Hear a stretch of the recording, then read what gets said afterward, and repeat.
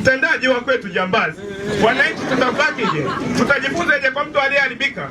Tuna mwekezaji ndani ya kijiji chetu ameileta sheri pale, hata mapipa mheshimiwa unayoona ya kuunda sheri alitoa shilingi 500 na 10,000. Zile hera mtendaji wa kijiji Nebati Shonza amekula. Mwenye mtendaji wa kijiji Nebati Shonza amekula, na uthibitisho muamala upo. Kingine muamala upo.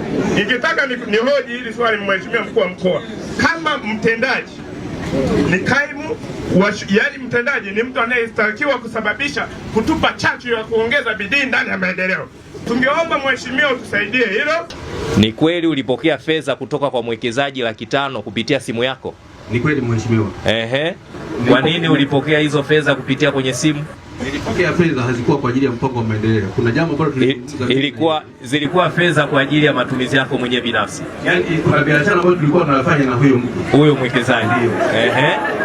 Mlikuwa mnafanya biashara gani? Kuna uwanja alikuwa ananunua. Sawa. Tulikubaliana kwamba hili jambo likiwezekana atanipa mimi 500,000. Baada ya kuwezekana lile jambo akanipimia kweli 500,000 na 10,000 ili nitoe 500,000. Baadaye ikaonekana familia wakapinga ule uwanja. Akasema sasa mtendaji, ile hela naomba nirudishie. Nikamwambia sawa, kama umeenda hiyo nitakurudishia. Baadaye akamwambia mheshimiwa diwani. Na hata hivi mheshimiwa, hiyo hela kweli imerudishwa. Kwa hiyo manake kulikuwa na kiwanja alikuwa anakitaka mwekezaji. Kwa hiyo wewe ni dalali pia, unafanya kazi ya udalali. Yaani kwenye hiyo jambo nilihusika kama dalali. Wewe unafanya kazi ya utendaji kwenye kijiji, lakini unafanya kazi ya udalali ya kuwadalalia wananchi mashamba yao.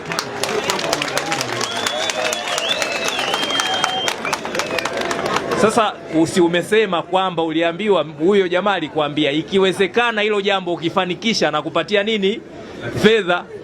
Manake kazi yako ilikuwa ni kufanikisha. Sasa unafanikishaje? Yaani kati ya mtendaji wa kijiji na mwekezaji wa kijiji walikuwa na biashara nyingine nje ya shughuli ya uwekezaji ndani ya kijiji.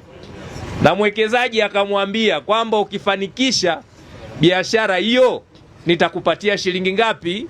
500,000 na 10,000. Ndio maelezo ya nani?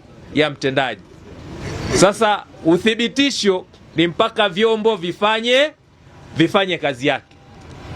Kwa maelekezo yangu nimemkabidhi kamanda wa TAKUKURU, kwa sababu kwa serikali utaratibu wa kupokea fedha kutoka kwa watu wanaochangia maendeleo huwezi ukapokea wewe mwenyewe binafsi, wala huwezi ukaingiza kwenye simu yako. Uko utaratibu maalumu wa kuchangisha fedha zinazohusika na nini?